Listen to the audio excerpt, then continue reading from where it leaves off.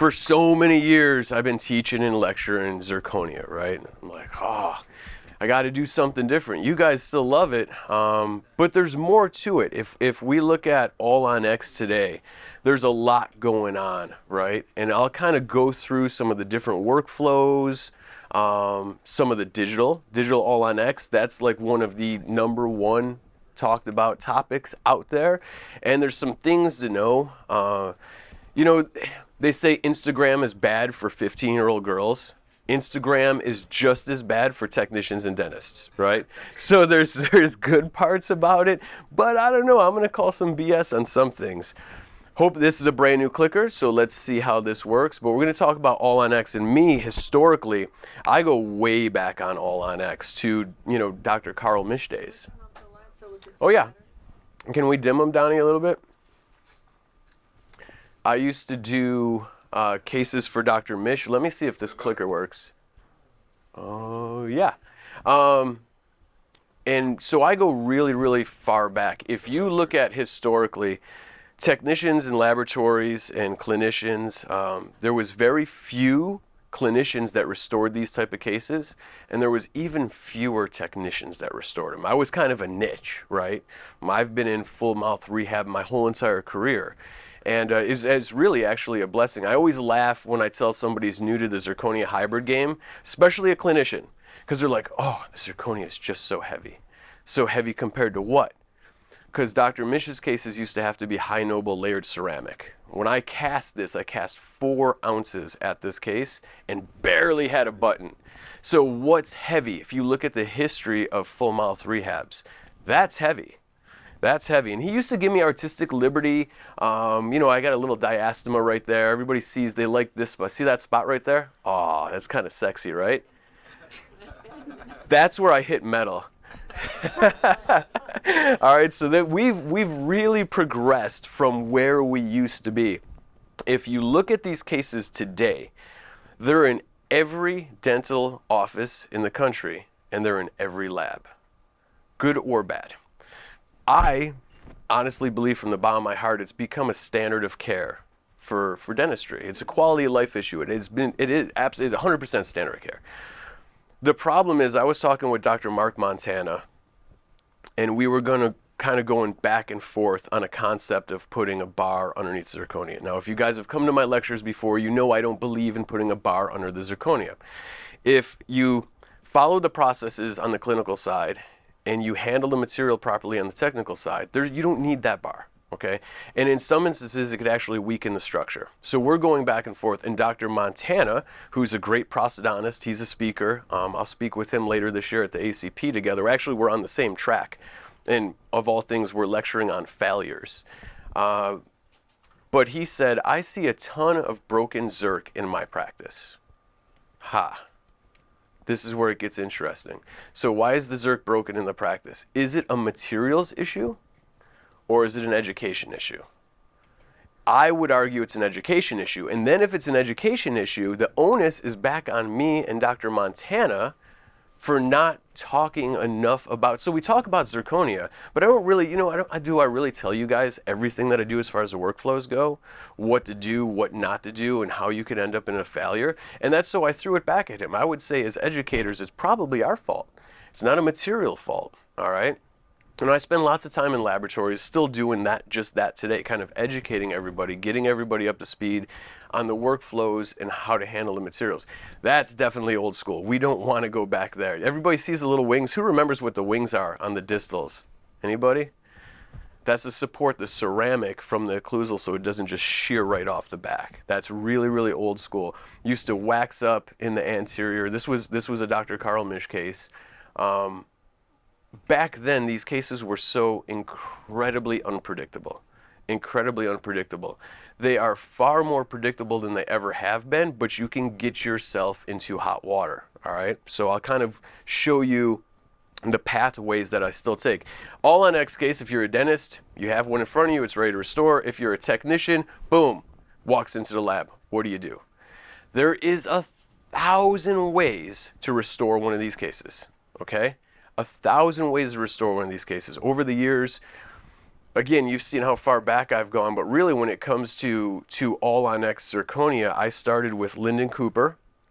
And back then, the only other person that was doing a zirconia hybrid was Enrico Steger, the creative genius he was back then. And we all thought he was nuts, right? When he was doing full contour zirconia hybrids, like, what is this guy thinking? Back then, he didn't even have a mill, so I'm going to kind of date myself. He had the little pantograph machine where you would lock in the zirconia on one side and your hybrid wax up on this side, and you would trace it, and it would go like this, okay? That's going way back. When I started zirconia hybrids, you couldn't even get the files through 3Shape. All right, that's how far long ago this was. And we developed the workflows that everybody pretty much uses in some aspects at UNC with Dr. Cooper back then.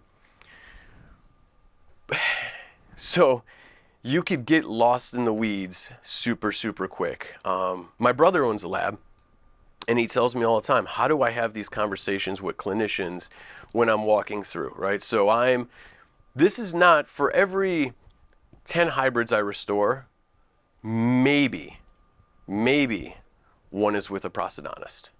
Maybe one is with a prosthodontist. So what happens now is the patient goes to the surgeon, it's a referral from the GP, has the implants placed, and they're referred back to the referring dentist, which is the GP. Some of them are great and fantastic at it, really have done a good job. Others, as soon as they see the case, they absolutely panic. So how do I have that conversation when I walk them through? To be honest with you, it's a mutual respect. I respect them and they respect me. I have to get them to trust me and earn their trust. And once that I have their trust, then they're going to walk through the case with me. I've never not been able to restore a case with, it could be it's a GP, it could be anybody, and had it successful. And if you follow these steps, and these are kind of developed through a lifetime of failure. So take my failure as your benefit. You can't go wrong. And they go 1, 2, 3. They'll just go like that. They should be super quick, super predictable, and super accurate. And when you're talking with the clinician, you'll hear, I always laugh, you'll hear, those are the smallest screws I've ever seen in my life, right? Soon as I hear that, I'm like, okay, we're in for a ride. But just, you got to work with them. They are your eyes and ears, but you have to make sure that all the boxes are checked. Because anytime I've broken my own rules, I wrote the rules. When I break them, guess what happens? Miserable failure. I guarantee you. So you want to follow the rules. First things first, full face, full smile photos. Super, super important. Make sure it's a quality, straight on photo. Patient's head is level. This is elementary. You guys all know this stuff. Super elementary. The value of that photo in these type of cases is incredible. It has to be taken right. I get pictures that are behind the leg like this. I get pictures over the back. I get pictures of the side of the ear. Don't have the patient laying back in the chair. Do not put the blue blocker sunglasses on, right? You want them to take those off because you have to mark the pupils, okay? So you gotta go ahead and make sure if they don't take a quality photo that you tell them how to take that quality photo. And this is why it's so valuable. If you look at this case, this is going to be one of our this is our Synergy surgical system, right? We have our own surgical solution. This is a patient that we're going to go ahead and do a Synergy case on. It's going to be a double jaw. She's got some massive issues, all right? The photo is incredibly valuable because it's going to help us plan the surgery. Where are we going to do the bone cut, okay? Where do we have to place those teeth within the smile, all right? It's super, super important. And I'll talk a little bit about 3D face scanning and give you guys my 2-cent opinion on it. You guys tell me what you think. But this is incredibly valuable. It's the most simplest thing on the clinical side that they can do to give you a tool to arm you for success is a full face, full smile photo. No blue blockers, not laying back in the chair. Don't take it sideways like this. It's got to be straight on. Super, super important. And this is 3Shape. I'm 3Shape. I think more people now are exocad than I've ever heard in my life. But if you're exocad, you could do this too, right? No? Right? Exocaders? Sure. Okay. There we go. I've never even opened it. Sorry. Everybody's like, why don't you learn exocad? I'm like, are you kidding me? I don't have any more space left up here. So I don't have it in here. I actually took it out, but 3D face scanning. Where am I with it? It's awesome. Super cool. okay? I don't need to see the patient's ear to tell me where to put the midline. All right. Some of these systems are getting incredibly expensive, incredibly expensive. You start looking at everything coming at a dentist or a technician now with you're going to get photogrammetry, and now you're going to get the facial scanner, and you're going to get this, and you're going to get that, and you're going to get this. And oh, by the way, you need an intraoral scanner. It's pretty crazy. I'm kind of old school. I like to keep it simple. Again, I don't need to see the side of the head to know where to put the incisal edge and to know where to put the midline. So for me, the goal ultimately in the industry is to create that fully digital patient, right? The virtual patient. Everybody's chasing it. Everybody's chasing it. They're all after it. And it's going to be interactive. Again, it's cool. I'm not putting it down, but it doesn't give me the fully virtual patient, right? So until then, that photo works fine. I only go 2 ways. It's supposed to be funny. So when the patient presents, all you got to do is ask one question. Are they converted or not converted, right? With our guided solution, we convert 95% of those cases. You're still going to have some that you get in there and everything's a mess and you got spinners and you can't load, fine, put the emergency denture and let them cook, all right? But that's how a patient's going to present, one of those 2. And then when that question is answered, I'm going to go down here. So if they're converted, great. You could scan for the phase 2. You could do an abutment level impression if you're going to go analog. It's okay. I don't want you to, but you can. Partially digital. Fully digital. It's going to be in this column. Converted. Not converted. Abutment level impression opposing, because, I mean, if they're in a denture, it's game over. Kind of sucks. Kind of sucks. Or scan the denture. So I'm sure some of you have seen the technique where you make a duplicate denture and that becomes your custom tray, right? Then you also use it for mounting. Scan the denture. Take it, pop it in a mesh mixer. You put a 5mm hole over each one of those implant sites and a little tab on the front of it. You could perforate it. I even like to put little feet so that they don't overfill it when they do the wash. And now you have the ultimate custom tray. That way when it comes back in, you can mount it. Otherwise, if you don't do that, it's going to be a wax rim. And that is just a dirty word. All right? So it's all in the details, guys. So I've been doing this my whole life. So I look at a case and I either know something's there or I know something's not there. But it's important for you. Remember, the clinician, I've been birthed out of prosthodontics. Okay? So another thing about me is I've been in prosthodontics my whole life. That's why I don't have a butt. It's been chewed off 1,000 times. All right, that's why it's gone. It is not there. All right, but prosthodontics, the prosthodontist drives, okay? And I just make his reality come true. And I'm going to input my opinion here or there if asked. All right, remember, very few of these cases are coming from the prosthodontic side of the house. And a lot of clinicians, they might not even do dentures. This is basically denture work. Okay, hybrids are denture work. That's what they are. They're a fancy, expensive denture because all of this has to be taken into consideration. Midline, occlusal plane, incisal edge position, tooth shape, over jet, over bite, posterior and anterior. Okay, full face smile, take a bite. You'll take a bite every single appointment. Every single, oh, the bite's perfect. Take a bite. Just take it. So how many times have I mounted it and it was hitting on one tooth, but it was perfect. Gingival architecture, you adjust the prototypes as needed. Phonetics, intaglio intimacy, cant. I could have kept going. All of this goes into a hybrid case. It's incredible. All of this information has to be gathered and realized by the clinician when you're doing the case. So you want to look for all this stuff because you get something like this. So do I have any clinicians? Anybody? I got one. All right, I got one. Everybody else is technicians.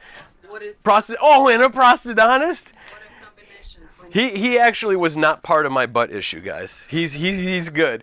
What's that? What a combination, clinician and technician. Clinician and technician. Well, then you're actually there. You have a step above everybody else, okay? Because you're working chair side. So now you guys have teamed up, but you both know what to look for. So, okay, let's look at this. So again, and I tell this a lot, for every one case a clinician sees, I see 10. For every 10 they see, I see 100. For every 100 they see, I see 1,000. Okay? I see 1,000. I've probably finished more zirconia hybrids than really anybody out there. So I've been doing it for a long time. This is an RX for a full mouth rehab. That's a double jaw hybrid case. I've blocked out the name to protect the innocent provider, but please fabricate new try-in, thank you. Now this is where it gets tricky. This is where you guys get one of these cases that you're trying to restore and it's dragging and it's dragging and it's dragging, right? Why is it dragging? So when you get a case like this, best thing you could do is design ideal. Now, if you know the inner workings of designing one of these cases, you're going to want to go for 1 millimeter over bite, 1 millimeter over jet, open occlusion in the anterior. That's how we started out with Dr. Cooper years ago. Okay, lower incisors do not occlude the maxillary incisors. Reason for that, canine guidance, equal buccal posterior overjet, right? That's kind of the basics. That's what we're going to do. The problem is when he gets it back, he's going to be like, oh, everything was off. The midline was over here. So you lost an appointment, right? Because you didn't have the details. All you could do is design an ideal. This is the French pronunciation of this word. Process these biatches, okay? That's an actual RX that came into the laboratory. Again, it's another double jaw case. I gotta be honest, I'm super excited. And you know what's funny, because we have one clinician, we have one prosthodontist. But I show this to clinicians. We just had Dr. Maurice Salama at the lab last week, and I put this up, and they actually laughed harder, right? The person that sent this was actually, they were not in attendance. But if you look at my RX, this is my Art Team RX. You see how it's blank? It's blank for a reason. To put stuff in there. So what you guys do on your end when you're working with your clinician, you want to make sure yourself that you have a little mental checklist of everything as you're going through the case, right? And checking those boxes, making sure that you looked over the midline, you looked at the incisal edge position, that you checked the occlusion, you checked function and phonetics, okay? You could even write down a note and then check the boxes. Give it to your clinician that you're working with. The relationship between your clinician, hey, look, I don't sell restorative cases. I don't sell hybrids, right? I would say that the world-class restorative work is a byproduct of the world-class relationship, okay? And I screw up, don't get me wrong. I screw up, and I'll screw up bad, okay? But what happens is if I make a mistake, that relationship is there, and then the trust is there knowing that I'm going to correct as fast as possible and get us back on track. Because it happens. It happens. I'm not perfect. It's perfect process zirconia. I get this one a lot, right? Right, I do. I get it a lot. It's funny because then it'll be like, I'll send you the pictures. You could use them in your lecture. So I use them in my lecture. What's everybody see right away? Yep, and the midline. It is a shame. Now, the patient loved it. The doctor loved it. I hated it. And why? Because we could have addressed that so easy. So honestly, I'm going to say this probably on me, because I didn't ask the question, how is the midline? How is the cant? How is incisal edge? So I'm going to put that on me, because I went for it. How about this one? Beautiful case. I wish I didn't have, I like the pit vipers. I want some. I think it looked pretty awesome on me. But anyways, she had the blue mascara going and the hair did. She was ready for bingo. Look at the midline. That's such a bummer. That hurts my heart because it's such an easy fix. If remember, you guys catch it and address it early. Address it early. Hey, how was that midline? You know what? If they took the full face photo and you got the photo, and you looked and you'd be like, oh, midline's off. Prototyping, okay? This I would say is probably, if you look at dentistry, you look at products, materials, could be zirconia, could be old Empress, right? You get these once in a blue moons, maybe it's lithium disilicate in its day, not no more, obviously. I would say prototyping is one of the most overlooked, huge historical breakthroughs that we've had in dental technology. And the reason why, remember, I used to do this stuff with Dr. Mish, and we'd sit there and wax everything by hand, and then we'd strip it off, and then we'd put it back on, and we would keep losing that record. And then when we would finally go to the mouth with it, we'd have to chop it. That's where Bisbake try-ins came from, right? Because we were so unpredictable. So you'd go to the mouth and you would rip it all to shreds, and then you'd send it back. That's when I started opaquing. It was Jungo Endo, I think it was, when I started opaquing everything in tooth color. Because it would be changed so much when it came back that if I went to go to adjust it, now I had to put the CJ of whatever, number 8, but there was pink opaque underneath it. You see? Prototyping is absolutely brilliant. Do it. I prototype with everybody for free, and as long as it takes to get the job done. I don't charge for prototypes. It's a benefit to me, and it's a benefit to the clinician and the patient by doing this. All right, so you always want a prototype. And I'll talk about when we get to the final what we do. But it's so valuable. It's so valuable. This is new. That is the regular DES multi-unit abutment scan body. I do not cement tie bases to my prototypes anymore. Okay? I do in PMMAs, but not the prototypes. You want to know why? I have two guys on staff all day long that cement tie bases for me in my prototypes. Think about that. Think about it. It's crazy. It's all day long. I got 2 technicians on my team that just cement tie bases in hybrid prototypes. That's a lot. I can't afford to do it. You guys can't afford to do it, especially when we don't have, a surplus of technicians these days. They're skilled at what they do. I would rather use their skills in something else that's more valuable than have them cementing the tie bases. So all of our prototypes go out tie baseless now. And believe it or not, I started doing it for like a whole month. And I'm like, I'm surprised. You'd figure I would have got 10 complaints by now. And you cut out the cost on the tie bases too. You cut out the cost on tie bases. So I'm like, it's pretty nifty. And then actually into week 5 and week 6, people are like, hey, I got this case and it doesn't have tie bases in it. I'm like, actually, no. I'm like, it's there.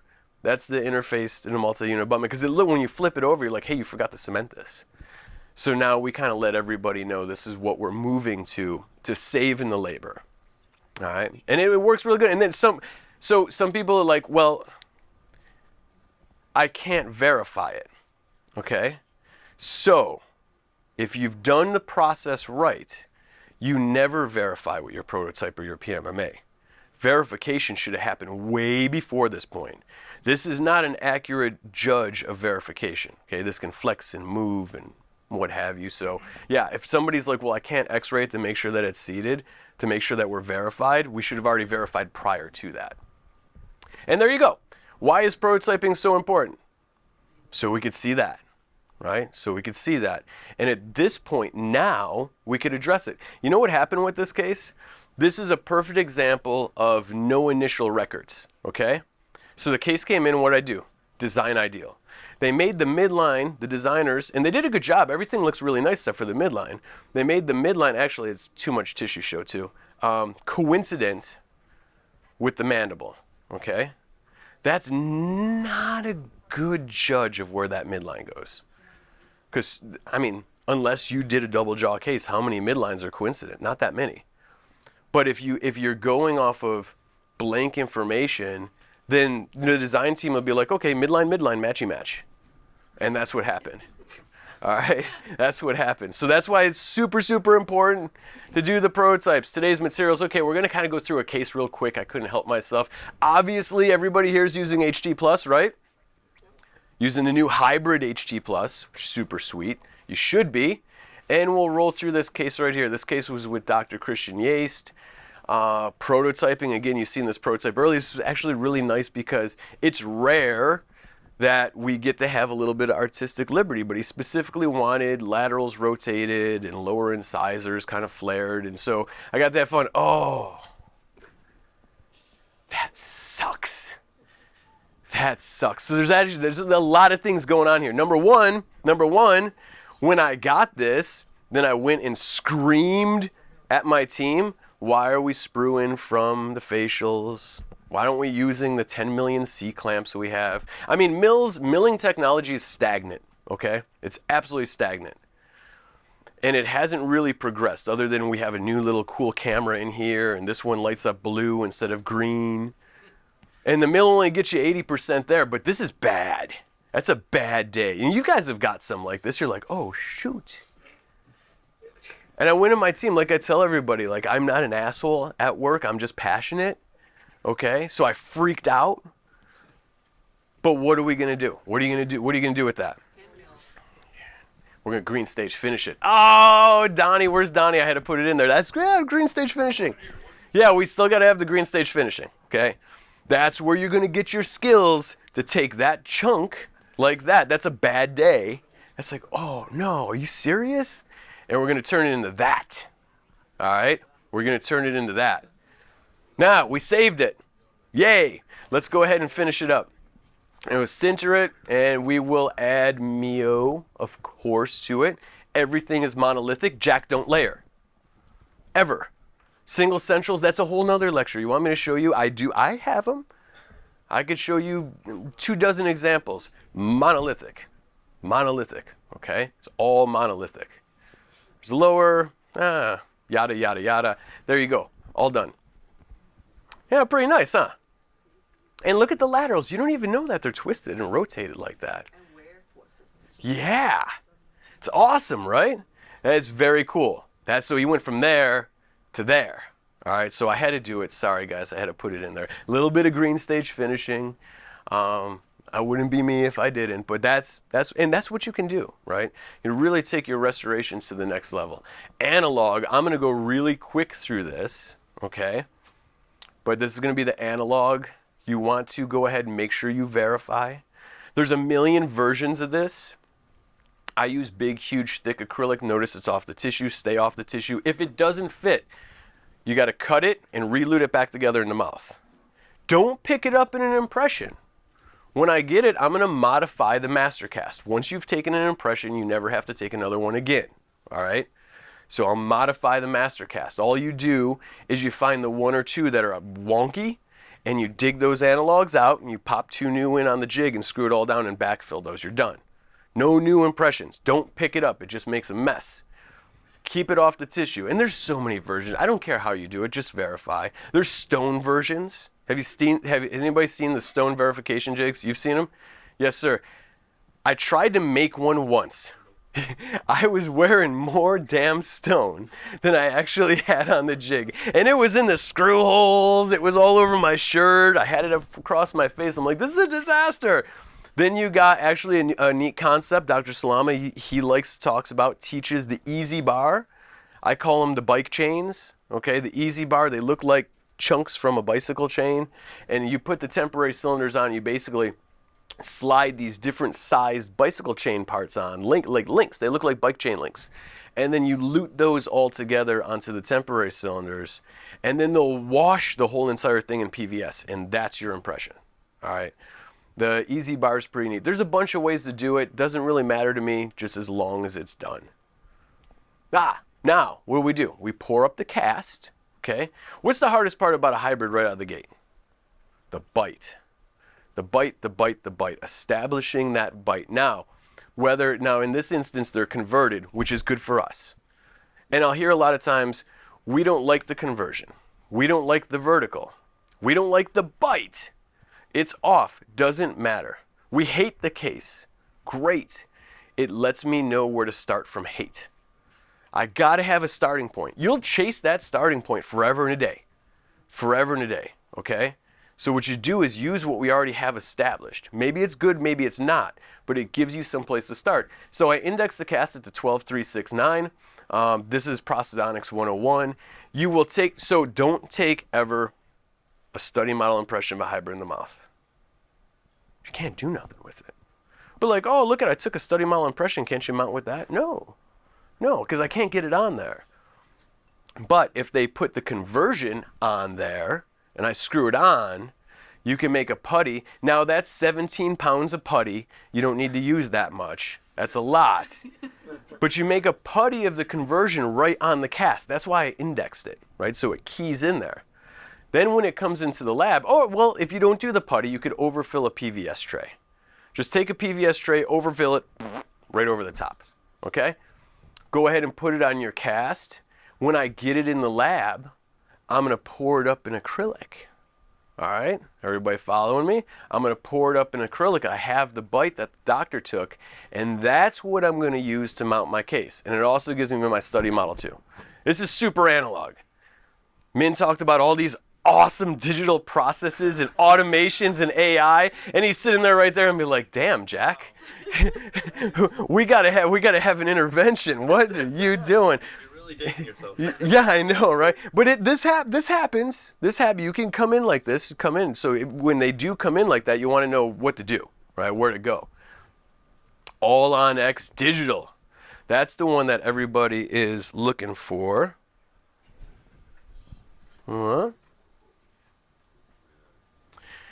So this is interesting. There's a lot going on here. A lot going on with All on X Digital. And this has been pushed since the beginning of time. And it definitely wasn't there yet. You can do different little things and you can input it here and you can input it there. Sometimes it was a little bit more problematic than others because it's the Wild West. Everybody wants to scan something. They want to scan something. I want to scan the chair because the patient's sitting in it and you could upload it to 3Shape and use it for the design. No, put the scanner back in the cart and step away for 2 seconds, right? For 2 seconds because we got to come up with a plan. You can do it. There's a way to do it. This Jack's going to tell you yes. I'm going to tell you no. Hold on a second. Let's talk about this, okay? Let's talk about this. So, analog. We went over that. We'll get rid of that nastiness because it's just, Min is cringing over here. He's like, no, don't do it. Scanners. There's a regular scanner, okay? What about photogrammetry? I'm going to tell you my take on photogrammetry. Yeah, maybe you like it, maybe you don't. iMetric, PIC, what have you. Some would argue that possibly the photogrammetry is not necessarily needed. Not that it doesn't work, because everybody I've talked to says it works exceptional, but there's studies out there and there's certain individuals that would argue to say, I don't know if you need it, depending on the scanner you're using. Not all scanners are created equal. All on X, sort of kind of digital. This is our phase 2. It's kind of neat. We give it our surgical system. It scratches the itch of using the scanner, okay? I'm not going to go through the whole thing, but basically you put the analogs in the conversion and you scan the conversion, all right? I'm going to get those and I'm going to print it out. It's going to be high water, all right? I'm going to separate it between each implant, and that becomes like the super ultimate master record.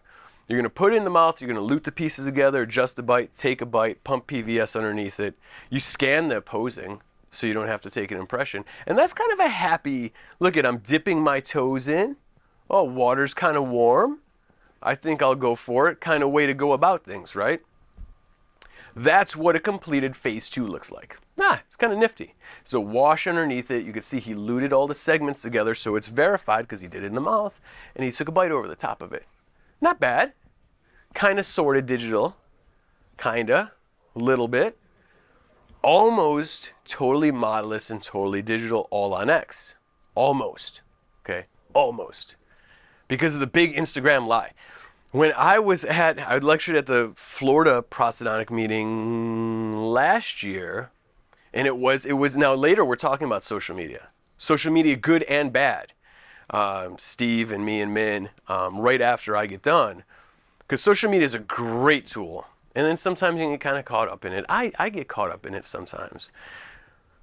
But a doctor stood up and said, hey, I'm seeing all of this on Instagram. When can I start doing this? Okay. It was me, Dr. Mendoza, Dr. Chocolindakis, who just published a beautiful paper, when we all said, stop watching Instagram. Okay. Stop watching Instagram. I'm happy to report it is here now. And the reason why is nobody was talking about this piece. You see this piece right here? Well, it's a nice impression. We're like, oh, look at, I just did this totally digital case, right? But they didn't mention this. They had this kind of behind their back, like this, all right? What is the weakest link in a digital all-on-X case? Could be. What else? What else you guys got? Video. The weakest link. Why is it so hard to do a digital, fully, and I'm talking fully digital? Blood, saliva. No? Modelless. I was gonna say that. Not having the models to verify everything is Why are you verifying? What are you doing to it? verifying everything fits, forms, and functions properly. What are you putting in there? Jackpot. A tie base. A tie base is the biggest roadblock to a fully digital 100% all-on-X solution. The tie base. The dang tie base. You're going to ask why. Yeah, why? So, if you're designing these right, and this is not one of mine, but we learned this when I was with Dr. Cooper, because we were reverse engineering or examining zircon Zons at the time. The tie base should fit a little sloppy, right? It's not like a precision fit. It's not like a crown. It's not like a single unit crown on a custom abutment. Like, shoo. It's got a little wiggly woo, right? There is no way you were freehanding cementing each and every single one of those. And think about it. It's going to multiply. It's going to multiply. So there is a study out that said, it's a Jockin study that said you could have up to 150 microns of misfit. That's a lot. It's a lot. But now think about it. You got 6 tie bases and a maxillary arch, and you're freehand dropping them in there, and they're kind of like, woo. You think it's perfect, but it's not. You're going to take that to the mouth and torque it up. At the very least, if that zirc doesn't break, you're going to have tie bases starting to get loose into bonding, right? The tie base is the weakest link. That's why this exists. This is the patty technique, okay? This is the patty technique. And let me see. So what if you're going to direct to fixture? Oh, well, okay. You don't use tie base. Yeah. So direct to fixture, you mean to a multi-unit abutment or to the fixture stuff? Okay. Oh, I'm going to get there. Oh, ladies, slow down. Woo, we're going to get there. They're like itching. They're ready to go for the digital all-on-X. But this is the patty technique, okay? This is super, super easy. Remember, converted patient, super, super important. I don't like the conversion. Doesn't matter. Got to be converted. So you're going to take the conversion, put the analogs in it, and just put it like in a base former with some like snapstone or something. And then put some fiduciary markers on it. Your initials, a smiley face. I'm not particular, whatever you want to stick on there. All right. This is a super fancy version of the patty technique. I really got to change this because everybody's like, does mine have to look like that? No, they look like crap. But the goal of that stone patty with the analogs has been accomplished, right? Once you have the conversion in the stone patty, scan the conversion on the patty. Like this. Scan it. Okay? Then you can go back to the mouth, and you could scan it in the mouth. You scan the posing, scan the bite. When I get it in the lab, I get all of the intraoral scans, and I get the stone patty. I put the tie bases on the stone patty. You know how I get it to model match? Off the conversion that was scanned on there. I jump it to the intraoral scan. Now you're rolling. Kind of sort of digital, right? Well, and then when you're done with the case, you could cement your tie bases over here. It's important that the conversion fits passively, right? If it's a bad pickup or something, it's all janky, obviously that won't work. But usually, most of the time they are. PMMA, can I keep it? This is a funny one. Maybe you guys are way ahead of me on this, right? So there's 2 ways you can get one of these. Now, most of the guys I work for, because we did our surgical synergy solution, it's a latch-based PMMA that's done at surgery. A lot of people don't want to do the PMMA unless it's a super picky patient. Super picky, hard to please patient. Let them wear it, right? Let them wear, do pretty. There's PMMA and prototypes. What's the difference? One's naked and one has clothes on. Okay. One's ugly and one is pretty. All right. That's what it is. The naked one and the clothed one. All right. Most people do the naked ones. They do the naked ones. They're already wearing a conversion in the mouth. There's no need to get the pretty one unless it's a picky patient. In the instances where you do have a picky patient and you do a clothed PMMA, what happens? Everything's perfect. Oh, they wore it for 3 weeks. We love it. And maybe you guys are already doing this. I stumbled across this totally by accident because I would always tell them I need it back. When I do cases with Dr. Lars Boma, he's got a technique he calls biomilling, where he has the patient wear it for 3 to 4 months and wears in their natural patterns of function and occlusion. Then he'll overnight ship it to me. I'll copy mill it, create the copy STL file, finish the Zerk, send it right back to him. He has exactly what they're wearing. Remember, he's overnight shipping and I'm overnight shipping it back to him. And he tells the patient, you're just going to have to deal for 3 days, right? It's about 3 days it takes. Outside of that example, the patient doesn't want to give it up. So you know what I did? I was talking to the doctor and he's like, well, why? He's like, so what do you do? I said, well, I create a copy STL file in 3Shape. He said, well, how do you create the copy STL file?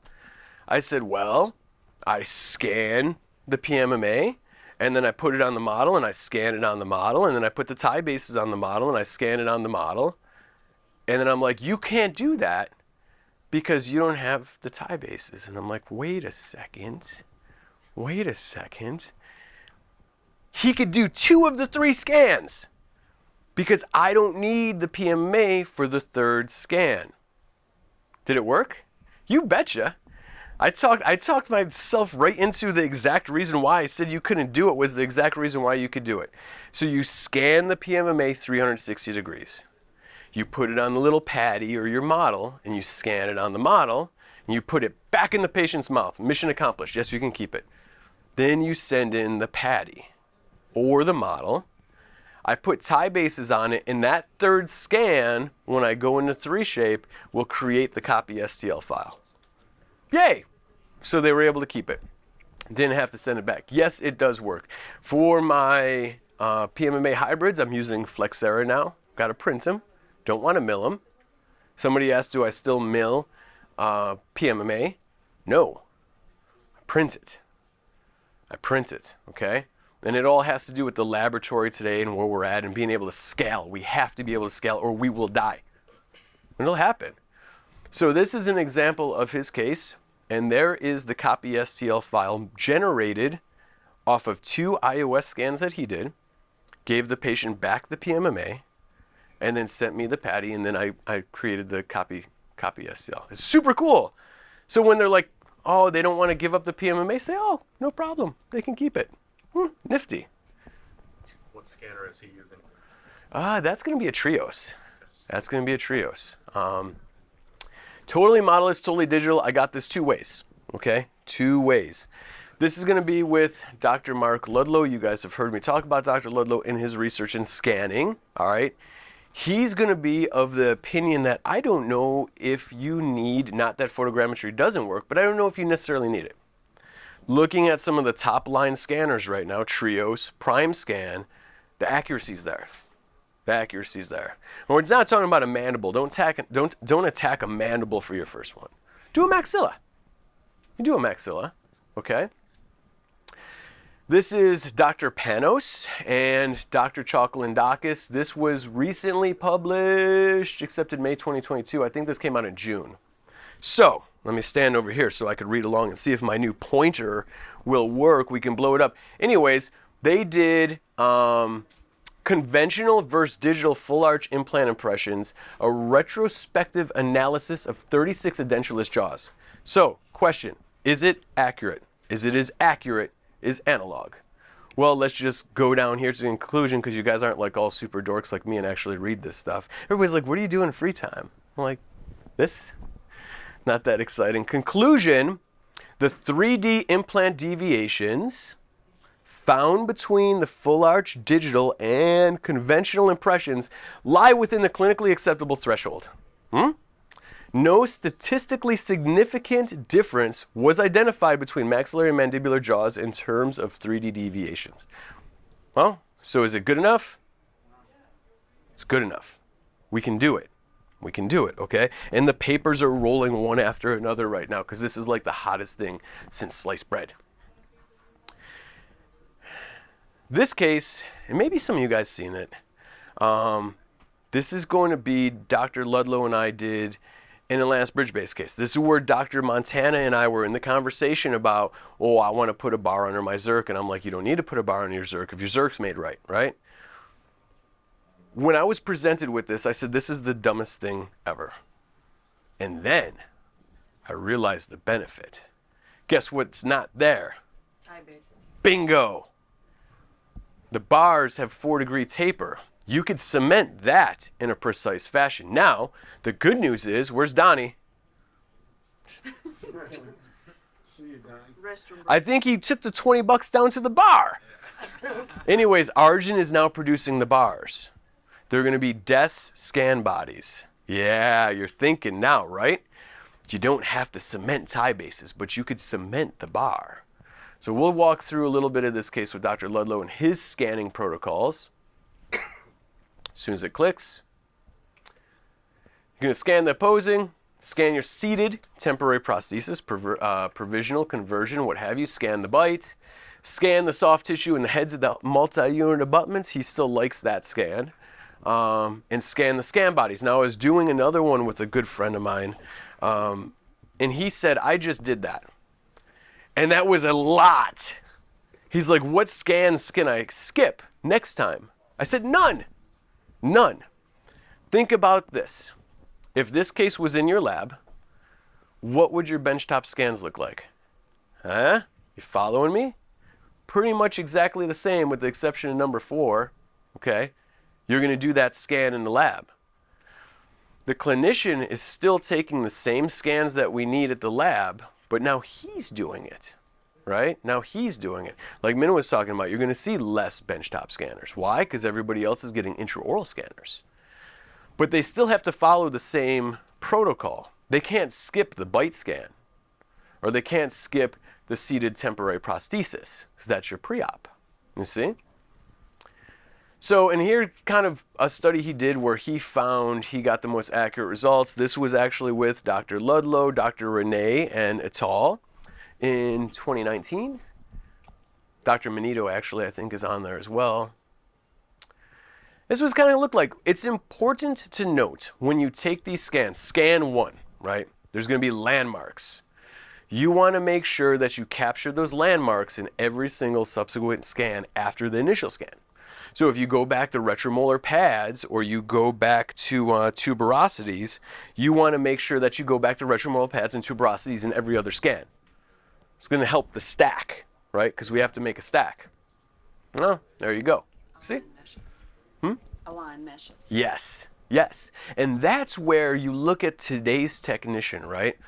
Data transfer, compiling data is huge, I got a whole bunch of guys that do this all day. You think about just data transfer alone. Data transfer alone. I'm going to go on my little rant. It's insane. It's crazy. Somebody texted me STL files like 3 weeks ago when I was flying. I'm like, are you a crazy person? Are you crazy? You get stuff on email.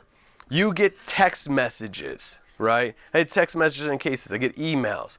I get WeTransfers. I get Dropboxes. I haven't opened my Dropbox in 2 years. I just Dropboxed you. I'm like, killing me. Because we have a website portal. I'm not talking about that today. But think about it, because all this stuff is flying in at 1,000,000 miles an hour. Then you get into the HIPAA compliant stuff. eDossier, Oral. There's a thing called Bright Squid. How can you keep up with this? I literally have people that just take in data all day long. All day long, right? Regular email. So it's wild. It's the same thing here. So we have the technician's role is kind of morphing to where they're becoming this data expert, all right, and the merging and the meshing of the files. And that's what it looks like. That is a digitally cross-mounted full mouth case, okay? Digitally cross-mounted. How nice is that? When you look in the pans of these things, they'll freak you out because there's nothing in there.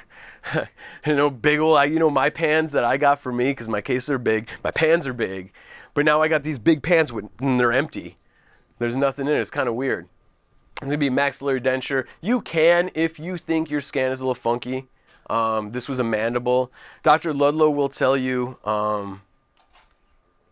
he recently had one where he was 25 minutes into that mandible and could not get it. Everything was right basically at the floor of the mouth. At that point, don't kill yourself. Like, he was determined, just abort. You could pull that PVS. Sucks, I know. Sucks. But I'll import it into the cross-mounted scans. So we almost got the whole thing. Modular. So this is where we kind of birthed my digital bar wrapped acrylic. I still do. Zerk to Zerk is king still, right? But occasionally the conservative side might say, well, you want to know what? I'm just so concerned about zerk to zerk, so give me the acrylic. I don't want to do a bar wrapped acrylic. Ugh.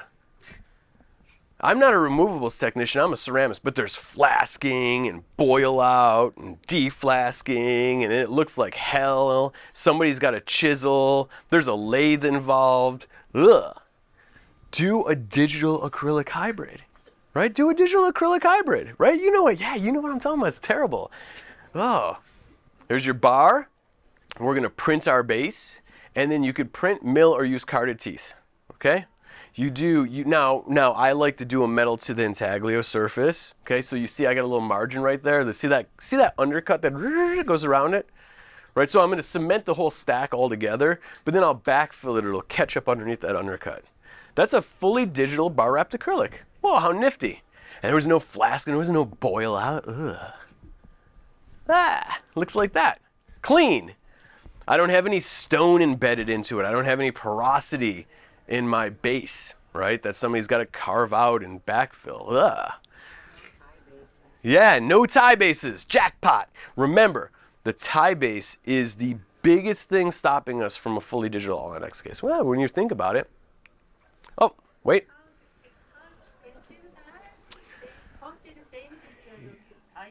No, the bar's expensive. The bar's expensive. Well, not expensive compared to what? You have to ask Donnie what their pricing is on the bars because they're doing them right now. Super nice.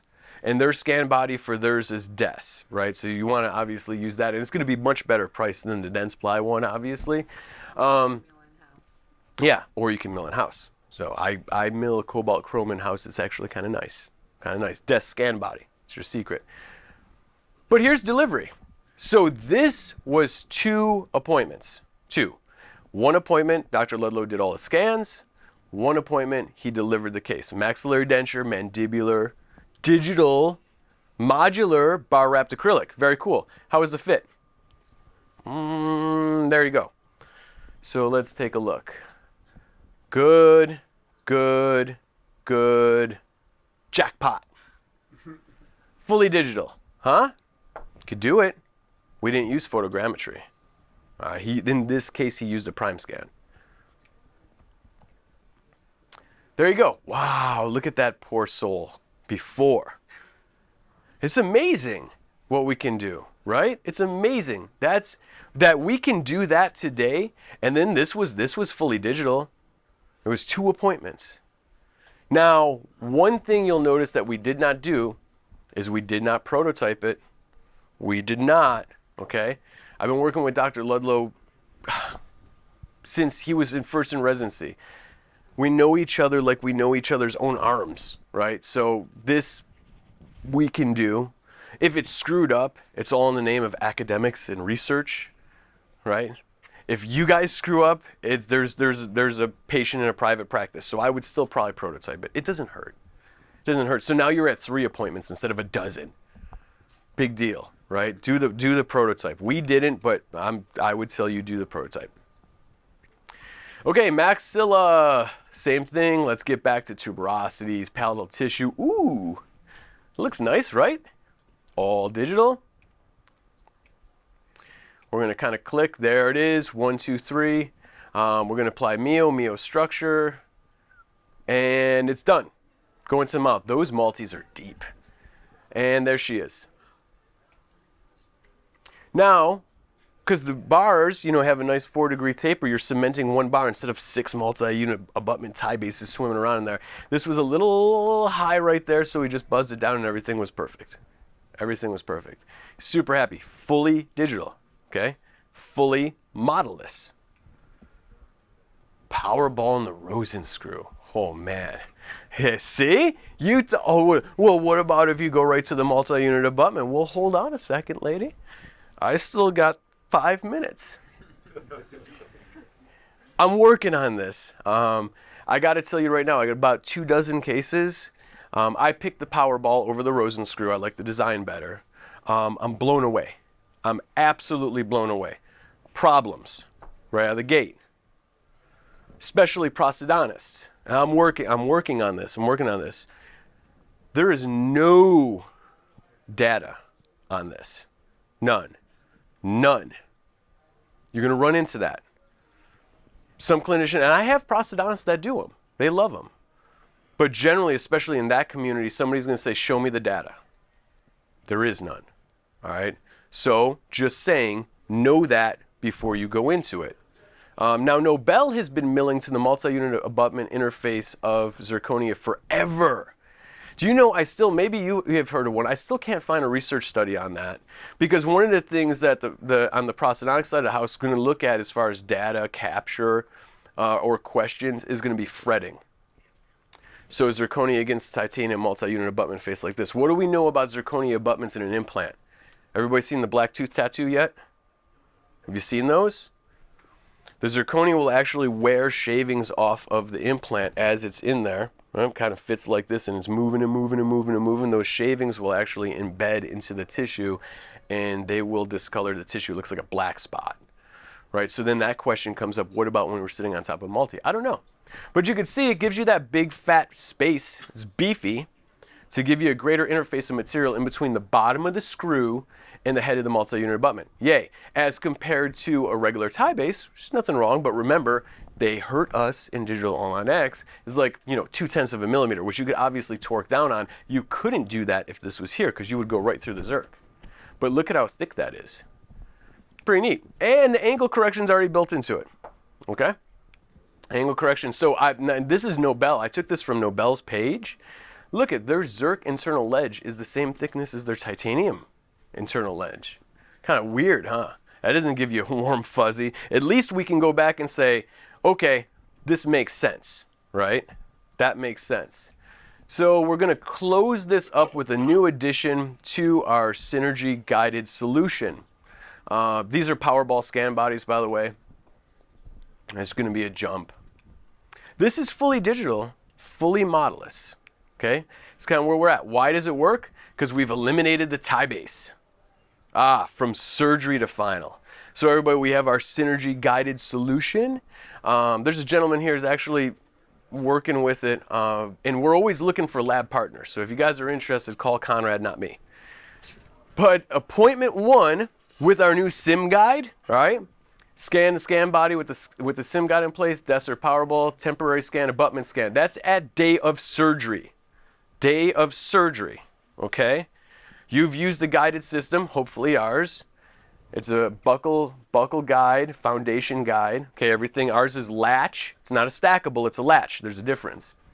Appointment 2, after surgery, but still in healing phase.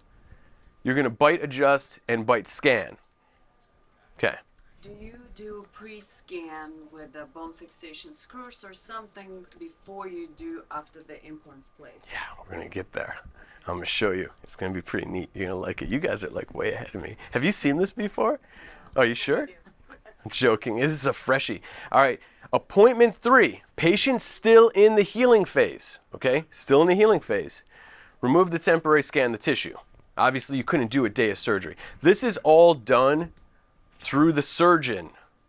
Through the surgeon. At this appointment 3, they will note any changes that have to be done to the conversion. Move the midline 2 millimeters to the left. They take the full face, full smile photo. There's a cans, increase the overjet, overbite, what have you. This is still in surgery. Surgery, right? All right. Surgeon releases the patient back to you, restoring doctor. What's your first appointment? Record gathering? No. Your first appointment, your first restorative appointment now becomes prototype. Try in. Boom! Think about that. See, surgery, we have our system, Synergy. There's Smiles something, a young man that has Smiles something. He's got a great little company. Of course, there's Chrome and all the different ones out there, right? That's been more advanced than we have been actually on the restorative side. So you collect all this massive, incredible amounts of data, and then you have to lose it. Yeah, I got 1 minute left. Here's the SIM guide. So this is actually the SIM guide. Snaps into the base guide. Now, there's fiduciary markers on it, on the base guide and the SIM. So the scanner, and you can match those up. Notice how navigation SIM is raised off of the device. That's so you gave yourself a little Hansel and Gretel trail for the scanner to follow all the way around. Now, there's our base guide. This is our new design. hinged in the middle. We come back and touch the back of the lingual bone. Very, very important. There's scan bodies. Rubber dam to block out the bloody field. Okay? And there's the sim guide. Scan. Yay! There it is. Now, we'll save all these scans so that you can get through. AI's getting scary. I'll just go through. Min talked about AI a little bit. This is Automate Night Guard, my favorite thing in the world. Sell deeper. Okay? This is free money, guys. Send the AI, send the night guards to AI, and then come back and print them. It's my dream come true. That and that fat cigar I was smoking that night. Anybody got a cigar, I will join you. I teach at the Mod Institute, and thank you very much.